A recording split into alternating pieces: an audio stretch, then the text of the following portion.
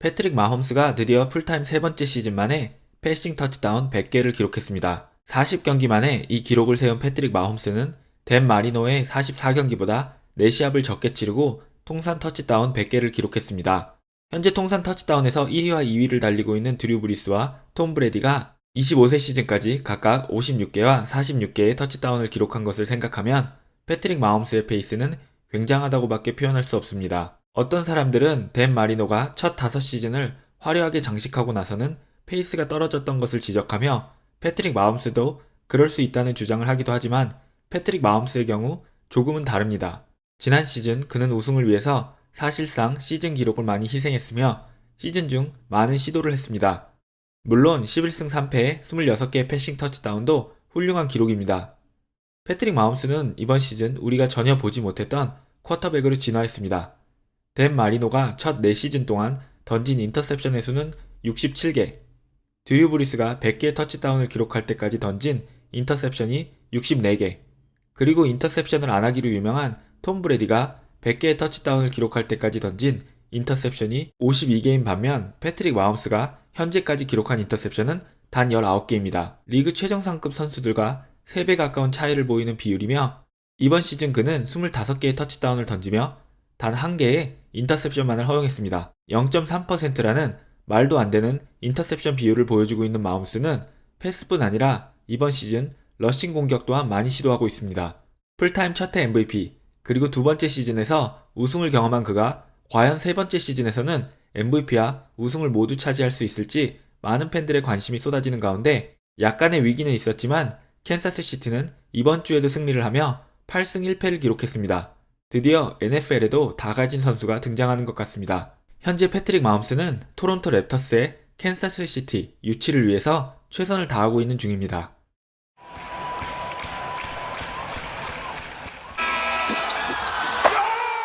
9주차 NFL의 키워드는 수비입니다.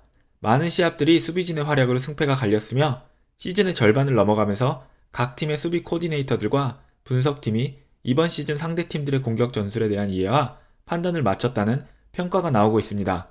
지난 시즌 MVP인 볼티모어의 라마 잭슨은 지난 시즌에 비해서 눈에 띄게 줄어든 득점 능력에 대한 이야기를 하면서 우리의 공격이 상대 팀들에게 너무 잘 읽히는 것 같다. 모든 공격에서 공격 루트를 이미 읽힌 상태에서 플레이를 하는 느낌이다라고 이야기하면서 답답함을 토로했습니다. 전반전을 10대7로 뒤진 상태에서 끝낸 볼티모어는 3쿼터와 4쿼터에 수비진이 살아나면서 수비진의 활약으로 시합을 24대10으로 승리했습니다. 볼티모어는 2018년 당시 라인베커스 코치였던 마틴 데이를 디펜시브 코디네이터로 승격시킨 뒤 가장 많은 인터셉션 터치다운을 기록하고 있습니다. 저번에 한 분이 픽6에 대해서 물으셨는데 이 인터셉션 터치다운을 픽6라고 부르며 이유는 터치다운을 하게 되면 6점이 추가되기 때문입니다. 직역하면 6점을 주었다 정도 되겠네요. 픽2도 있고 점수와 상황에 따라서 다양한데 이 부분은 나중에 따로 영상을 만들겠습니다. 2018년 시즌부터 현재까지 볼티모어는 12개로 가장 많은 수비 터치다운을 기록 중이며 캔사스시티와 뉴잉글랜드가 9개로 공동 2위에 올라 있습니다. 3주 뒤 스틸러스와 두 번째 라이벌 시합을 앞두고 있는 볼티모어로서는 한숨은 돌렸지만 공격진의 재정비가 시급한 시점입니다. 버팔로 빌스는 이번 시즌 가장 눈에 띄는 성적 상승을 보여주고 있는 팀입니다. 하지만 같은 지구 팀들의 전력 약화와 스케줄의 도움을 받았다는 평가도 받는 가운데 우승 후보라는 시애틀과의 시합은 버팔로에게는 굉장히 중요한 시합이었습니다. 이 시합에서 버팔로의 쿼터백 조시 알렌은 무려 415야드의 패싱 야드에 3개의 터치다운을 인터셉션 없이 던지며 올해의 버팔로는 진짜라는 것을 모두에게 알렸습니다. 지난 몇 주 동안의 시애틀의 수비는 정말 우리가 알던 시애틀이 맞나 싶을 정도로 최악의 모습을 보여주고 있는데요. 버팔로 공격진에게 415 패싱 야드를 허용한 시애틀은 현재 리그 최하위권의 패싱 디펜스를 기록 중에 있습니다.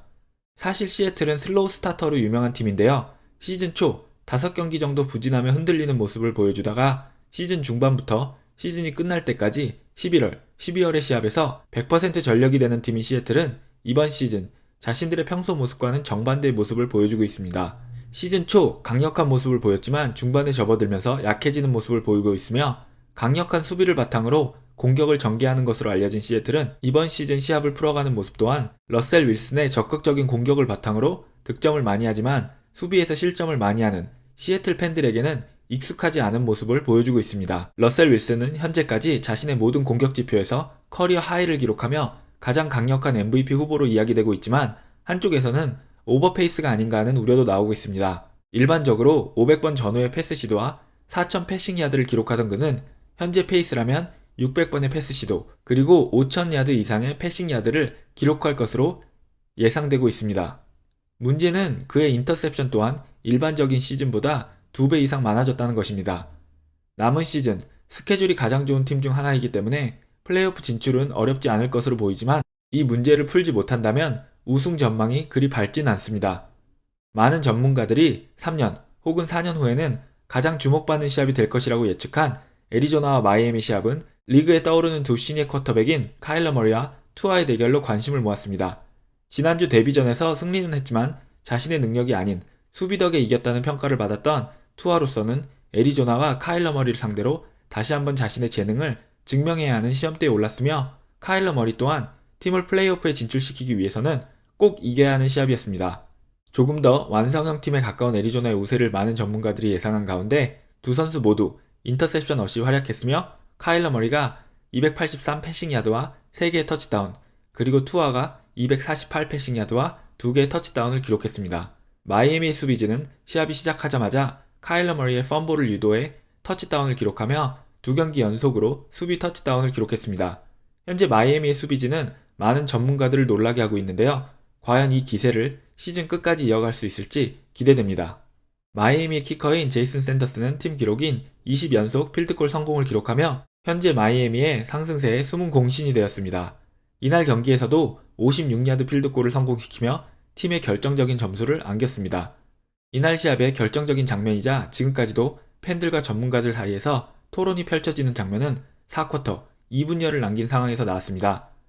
이날 카일러 머리는 최고의 컨디션을 보여주며 뛰어난 활약을 펼쳤고 러싱 공격 또한 11번 시도에 106야드를 성공시키며 양팀에서 가장 많은 러싱 야드를 기록 중이었습니다.